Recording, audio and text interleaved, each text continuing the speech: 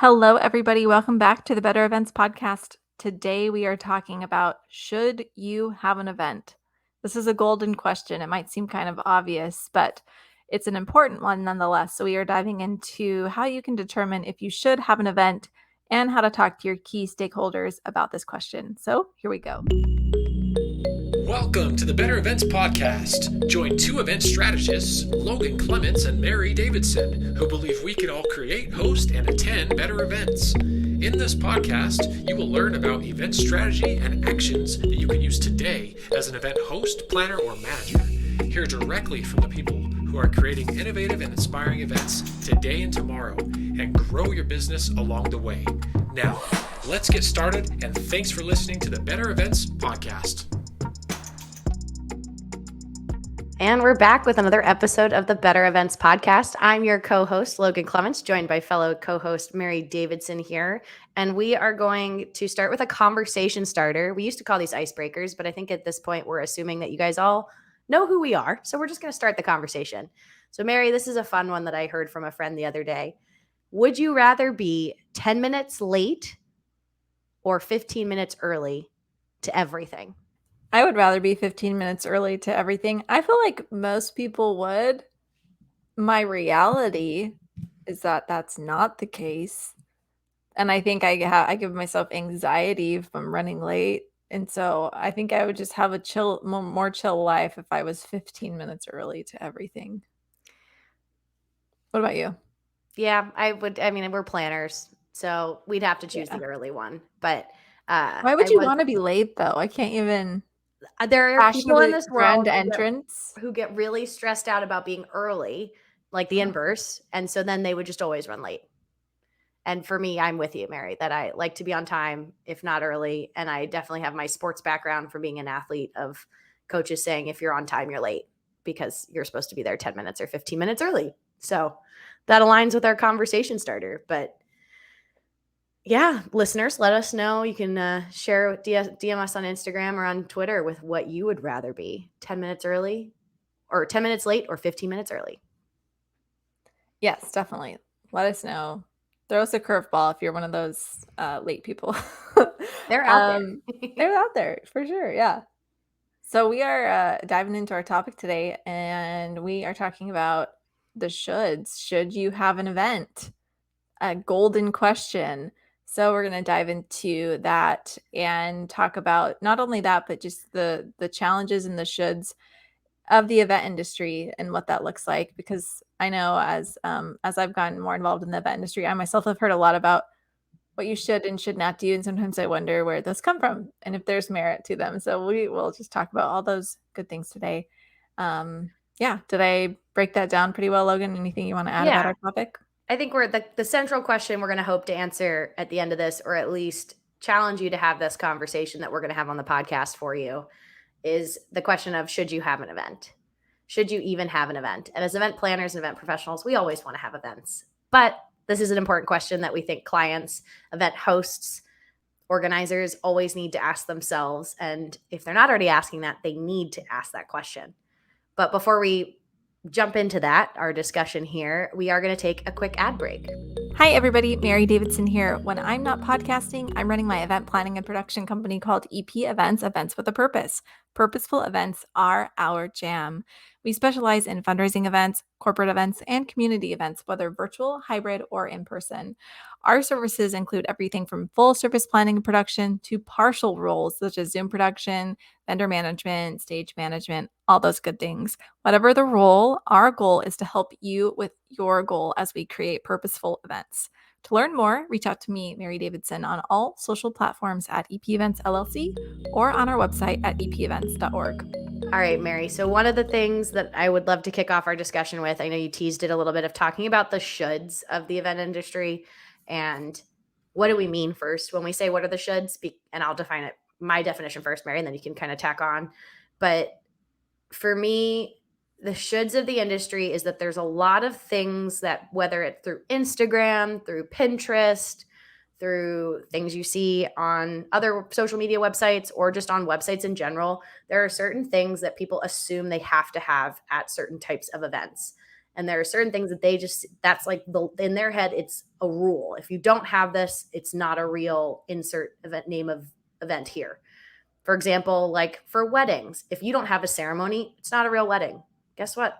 There's no rule that says that you have to or should have an actual ceremony. We saw people in COVID splitting those up, having a ceremony one day and a reception a year later, or doing it in a courthouse, having a ceremony and then doing their reception later. And some people just having receptions. And that's something that is an example where the wedding industry was tackling what I think would have been a should or has been a should for a long time. And the people, because of COVID, realized it's not a rule. It's just something we said you should do. It's not something you have to do. And so that's something that, as an event planner and a producer, I feel like I'm constantly having these conversations with clients that like the world is their oyster, pending budget limitations, and time, but they really can break down and restructure their event however they'd like. There's no should of the way they have to do things. How about you, Mary? How would you define the shoulds of the event industry? Yeah, similarly, I think something that's always just bugged me personally, I don't know why this is. It's like with anything, I just don't like, I guess like superlatives, like it's always like this or you should always do this. And if you're not, then you're wrong. Like really strong like that has always bugged me about anything. And with events, I feel like now more than ever we have been challenged in the event industry and people have really innovated. And so to me, half the shoulds are just totally out the window. Who knows anymore because things have just changed, that they keep changing. And I think it's awesome. So it's like what you're saying. I think there's a lot of scenarios where certain things make sense. So you should probably do them that way. But I don't think it's ever like always that answer, if that makes sense. So I would say I agree with what you're saying. Yeah. Yeah, like there's no event police that are going to come around and tell you that's not how you're going to do it.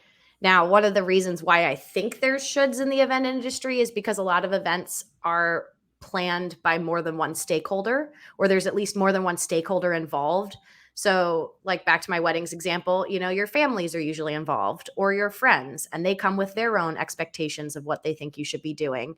If you're a nonprofit, maybe you have a board and you have board members who feel very strongly about the ways things have to be versus the people executing the event. If it's a corporate event, you have a way that your leaders versus your in-house event team versus your agency thinks you should do an event. So I acknowledge another reason of why there's those shoulds is because there's not often can you just lead with one person making all the decisions. There's often a lot of politics or relationships you have to take into effect. But one of the things that I think makes you a really strong event vendor, no matter what you do in the event industry, is if you're helping your client or your guest or your event host you're working with, tackle those shoulds and just kind of like question them and be that devil's advocate, because that's where I feel like we had an episode right at the beginning of this podcast. I think it was episode 1, right, Mary, with finding your event North Star. I believe it was our first or second episode of the pod. Yeah. And just talking about how intertwined your like why for your event needs to be with how your event actually turns out, versus if you forget the mission or the reason why you're having an event, that's where you often will find that your result isn't what you expected, and usually in a negative way where you didn't get that amount of funds raised. If it's a nonprofit, maybe your turnout wasn't high, or the people who came wrote a lot of different reviews because the content wasn't there. And that's often where we see is you can go back and say, oh, they've lost track of their North Star, of their reason of why they're having the event. And so that's something that I think you need to kind of already know your why, and then ask yourself this big question of, should you even have an event? So a should would be that you should know your why behind the event. But also, what do you think about like the idea of best practices though? Because like every industry, right, has like best practices. So in the event industry, are those best practices like shoulds? I think if you're talking about like permitting or something like that, sure. But let's take like the legality out of it and just talk about the other things. I agree with you. Yeah, there's definitely best practices. I think for me, when we're talking about these shoulds, it's like on a big overarching scale, because then once you get down to the nitty-gritty of execution, of course there are best practices and things you should. Maybe again, I wouldn't use the should word. I think I would still say that's like you need to do this, or it's even a requirement depending on who you work with. Mm-hmm. But like with this question of should you even have an event, I have this is a question I hope clients have had before they've even thought about hiring myself or hiring you or any event vendors. But I will say I have worked events where I've had to help facilitate this conversation when they realize that what they feel like they should do as an event and what they can use to fund the event don't align. But I often see that they're not even, one of the options on the table isn't even don't have this event at all. They kind of have blinders on that. It's like, we just have to figure out how to make this event happen one way or the other. And there's a time and a place for that kind of mindset, but I always want to like encourage clients that they can think about, like, is this the right format for their event? And I think we all had to do this again with COVID when we all had to go virtual. And there's just some things that like situations I see coming up now recently where I've had clients who've had success virtual and now think they have to go back to having an in-person element when the virtual has been so lucrative and successful for them. But it's because people are saying, oh, we have to go back to this. Remember, it was so much fun back in 2019 when we did this in-person part of the event. And I don't think they're even thinking about that they don't even need to have the in-person event, or maybe they need to think about having them as two completely separate versus trying to do them as hybrid. And I don't know if you've had this come across, Mary, of just people who should be thinking about whether they should or should not have that event. Yeah, I mean, the scenarios you've mentioned, absolutely. It's a really fresh question for sure. But then something that, of course, my brain always goes to is fundraising events. So if we can tackle that for a moment, I have many thoughts about about fundraising events specifically, and it's because, like as Logan was saying, with any event, you want to have a purpose behind it. You want to have your why. So that's true, like pretty much no matter what. But with fundraisers too, it's like I would say the stakes are even higher because it's not just an experience, it's not just a gathering, it's that plus you need to raise money. And you're doing that on top of like working with a lot of sponsors, a lot of partnerships and things like that. So I don't know. To me, I just feel like the pressure is high, the stakes are high. And so because it takes so much to put on a fundraiser, you're getting things donated. You're not just buying things in most scenarios. You don't have a huge budget. And so should you have an event, like it's going to take you a ton of time. Usually it's with organizations who have limited resources and your goal is to make money. So is your ROI going to pay off? And so should you have that event? And I remember I asked this of someone once a handful of years ago, and they were like, if you're asking that question about fundraising events, then you don't understand fundraising events. And I was offended.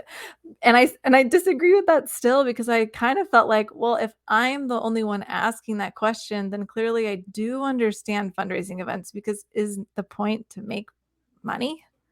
And the ROI sucked for this event. And so it was just like, is that so then that, it's a whole circle. It brings you back to, well, if the purpose of your event maybe isn't necessarily fundraising, it's education, then yeah, you should have an event. That makes sense in that scenario. I'm going to stop there. Logan, you can chime in because I could probably keep going. Yeah. Well, no, I just think it's so right. I mean, the person who told you that, like, they're clearly not asking that question because, I mean, this is, I guess, really a part 2 to our North Star conversation that we had right at the beginning of the, Yeah. last season on the podcast. Because if someone can't give you an answer for why you should, like, or hasn't even entertained the scenario of what does it look like if we don't have this event, then to me that's a red flag because it does feel like then a lot of the energy pushing you forward to planning and hosting this event is because you feel like you should do that. Because you're totally right, Mary. There's fundraising events and just events in general like cost money. It does. It, like, very rarely are you going to get an event for free. And so if your main goal is to raise money and you're hosting an event that spends a lot of money just to put the event on, if you're not having critical conversations about should you even have it, should you have it in that format, maybe you change it to a different format, like, I just feel like you're hurting yourself in the long run. And that just blows my mind that there are people out there, but I know there are because this is something that I found myself in this scenario with clients sometimes already, like, we've decided they've paid a deposit on a venue or a platform and we're moving forward and we're kind of like too far down the road for them to make those changes. And then you just see that, the return's not there, again, depending on what their goal was, whether it was hitting their attendance goals or something, just because you could see these certain small things were out of alignment. And it was because they were, like, one example might be a conference that has really low turnout. And you spend all this time on speakers and recordings and doing it live and rehearsing and everything. And then the day comes and you're way below your projected numbers. And if you looked back and realized, okay, we spent so much time catering to the speakers and what the speakers needed for their content, we didn't actually spend that much time on marketing. and getting the word out about the attendees, or even listening to what our attendees wanted and having that help be a feedback loop back into our content so we could give them more of what they liked and then not waste our time on the things that they didn't like. And so that's something where, again, I think the shoulds of the stakeholders, the partners who were helping with content, like those overpowered the North Star of the event. And I know, like, Mary, what else from kind of fundraising comes to mind when you're thinking about these shoulds?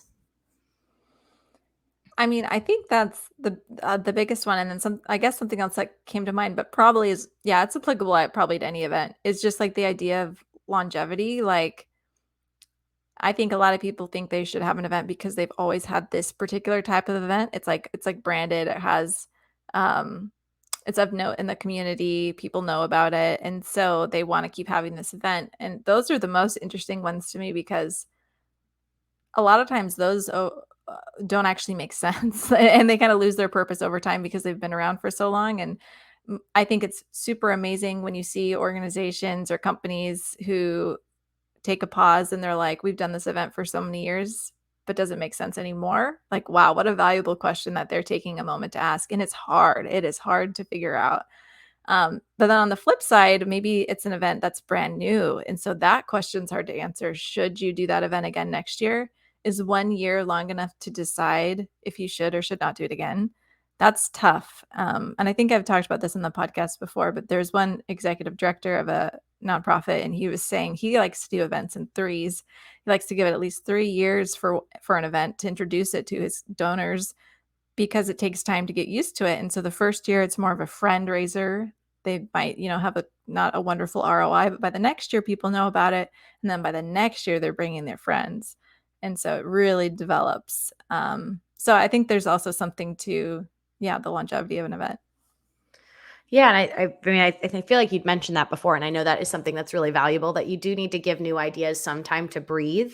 But a lot of what we're talking about, I think, applies to events that have been doing a very similar thing for a prolonged period of time, which I'll just put a year on it, like at least 5 years you've been doing the same thing or a similar formative event. I'd love to transition. I think I've now, if you're a listener and you're resonating with some of what we're talking about, or maybe you're saying, yeah, but I've really strong, like those stakeholder voices are so loud. How would you suggest even talking to someone for a conversation that could be quite charged, depending who you are? And again, we're speaking of, this could be weddings, a corporate event, a nonprofit event, an individual birthday party. You do need to acknowledge the other person's feelings, that there's some emotion in there because things have been the same way the whole thought, that for such a long time with this event. But then also starting to kind of just like softly expectation manage that, hey, it's going to be different. And if you have some big reason, like I'm thinking for nonprofits, Mary, like if there's the executive director or a leader can come out in support of this new plan of like, hey, here's 3 reasons why we want to try something new this year. We're not saying we can't go back to the old way we did the event, but let's try this. Let's give it 3 years. And then we can always, iterate and change as needed. But yeah, we did an entire episode about how to get executive buy-in, because that is a whole nother one. You need to convince yourself as the planner or the person who's actually doing the operations of the event, but then you do need to, get that executive buy-in, convince stakeholders to get on board. And that's definitely worth a listen. If you are someone who's listening to this being like, yeah, we've been doing the event the same way for the last 10 years. And I've always wanted to change things, but I don't know how. And that episode's a great place to start. But I think if anything, my goal with this is hopefully you feel inspired, because there are so many shoulds out there. And some of my favorite memories from events recently in the past couple of years have been because we did something different. We did something new, almost to the point where like 1 or 2 people in the group were uncomfortable with like, this might not work. I'm so nervous. I did a dance party at a nonprofit event. We planned it and we told a couple people, we planted them in the audience. I think I've talked about this on the podcast before. And I had a couple people on the client side who were really nervous. Maybe it will work, maybe it won't. And I told them, if it doesn't work, we'll move on after a minute. But I had about 5 minutes of music prepped, and it was the highlight of the event, doing this spontaneous dance party halfway through this virtual event. It was just fun. It was different. We had cats involved, dogs, small children. Like, it was really, really fun. And the only way we would have done that was because they did buy into this idea of doing something different, not sticking to the shoulds of, oh, we're doing a Zoom event, so we should have people in breakouts. We should have someone on screen, and really thinking about why they wanted to be there. And they wanted to be celebratory and fun. And a dance party is celebratory and fun, and it worked out. So, Mary, do you have some examples or ways that you've helped try to get stakeholders away from the shoulds when it comes to event planning? Yeah, kind of. There's one thing that keeps popping up in my mind, and so I'm just gonna say it because I'm pretty sure it is along these same lines. But I was just talking to somebody, a potential client, and she was saying that she doesn't want to do like she wanted to do a different kind of event, not the same old, same old. It was a fundraiser. And she said, like, I don't want to take an event that could have been in like a venue and just like pick it up and like move it somewhere else. Like, because they were thinking of doing it outside somewhere. And she's like, that, like, we could just do it in a venue if that's what we're trying to accomplish. I want this to be a different event at like a different location with a different experience. And I want to highlight people in the community don't know, like use a caterer that people don't know as well.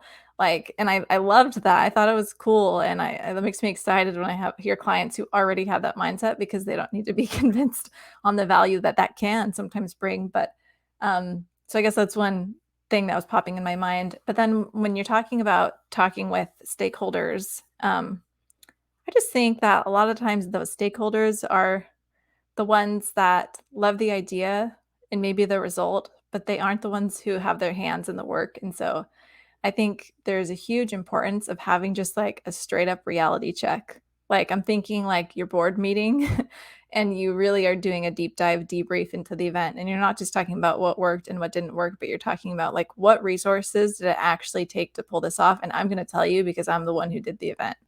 And is that worth it to you? And so I mean that's it's like you're saying, and it's an emotional conversation to have, but I hope people are having those conversations and involving the people who are actually doing the work. Yeah, and I think too, because those conversations are hard to have, if you are the one doing the work, you're the planner, you're the producer, the manager, like even small amounts of progress, if you can't convince them to completely revamp the whole event, doing small things does help. Yeah, baby You steps. know, I love a good baby step, but I also will say that for certain events that are in a funk or like, and I would just say define a funk as maybe a very expensive event that's not hitting any of its ROI, making small changes is going to be really hard to feel that impact on your ROI afterward. But if you can get any kind of feedback, written feedback and surveys from attendees, or even just like verbal when you're meeting up with, again, if it's a nonprofit event, you're meeting up with donors, like asking them hey, what was your favorite thing from our event last month? Just offhand and see what comes to mind. Are they even talking about the food? Then why are you using this very expensive caterer that you're not actually even that happy with because they were great 10 years ago, but you're not sure now? Or they didn't even mention the entertainment, so why are you paying for this entertainment ban? You need to think of something else. One really easy way to kind of shake up your event, whether it was virtual or in person, and I've done a YouTube video about why the like in person, your first 5 minutes really matter. But something I love for in person events is really thinking about what the entrance experience is for your attendees, because that's a great way to set the tone. And this can be like a really fun place to play with decor, lighting, music. I mean, just shaking it up from being a person at a table asking for their name and their ticket to give them a name tag or give them their table assignment. Like, that's where I think there's always the joke. You want to have like Instagram worthy moments. And that can just be a fun place to really just transport your guests somewhere else. Because I will say in person events are back and we've missed them and we're excited to be there. But they also need to be more exciting probably than what we were doing in 2019 to make it worth it for, the travel and the experience. And right when people get there to your event could be a great place just to have some fun and try something different just to shake it up. Totally. Yeah.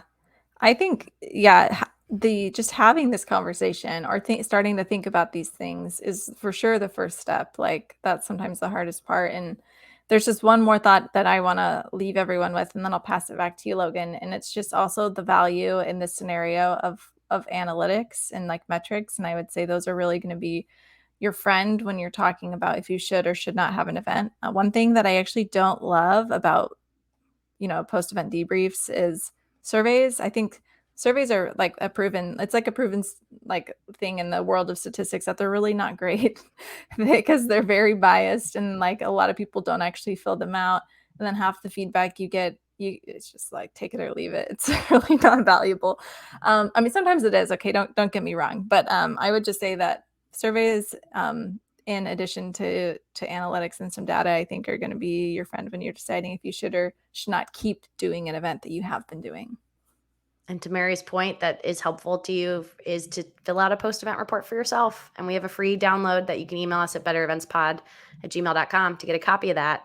because trust me, especially if it's an event that you do annually, you want to write it down while it's fresh in your head of what went wrong, what went well, any verbal feedback. Again, Mary's saying like surveys are hard, but I love if you can do like a soft, even just listening to what people seem wowed about, anecdotes, like that kind of stuff can be a little bit more powerful when you're having those conversations of like why you should add something or not have something. But yeah, I think, Mary, was there anything else you wanted to add about why should you even have an event? I don't think so. But my immediate thought is don't give up and you should try to have some cool event.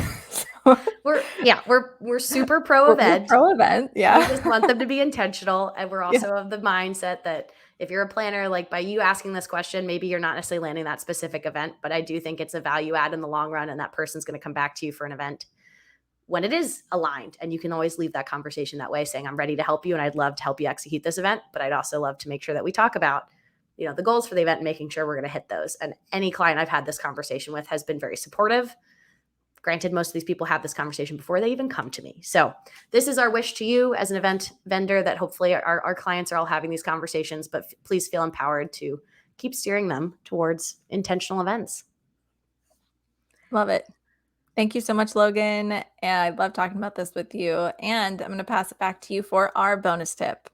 Yes, our bonus tip. This one is take 10 to 15 seconds to double check your settings. And this applies to anything. I personally felt this when I recorded some YouTube videos the other day and my mic settings were way off. So I sounded super loud, like I was yelling, and there's no way that I could fix it on my audio settings. So I had to reshoot everything. And it's something I've also experienced doing virtual events when you're setting up, for example, breakout rooms, or you're writing things in the chat, or anything that you're going to do that is pretty hard to kind of undo. Just take an extra couple seconds. Take 15, take 10 seconds, check yourself, and then you'll thank yourself later on, because it's something that I reminded myself of recently and felt like I should pass along to you listeners. Love it. Always a great reminder for sure. Well, thank you everyone for listening to another episode of the Better Events podcast. We hope you enjoyed this one. You are more than welcome to find us and follow us on social media. We're on Instagram, Twitter, and Facebook at Better Events Pod. We're also on LinkedIn, by the way. You can also send us an email at bettereventspod@gmail.com. Reach out for that post-event report. We're happy to share it with you, the template. And thank you again for listening. And we will be back with you again next Wednesday. Bye, everybody.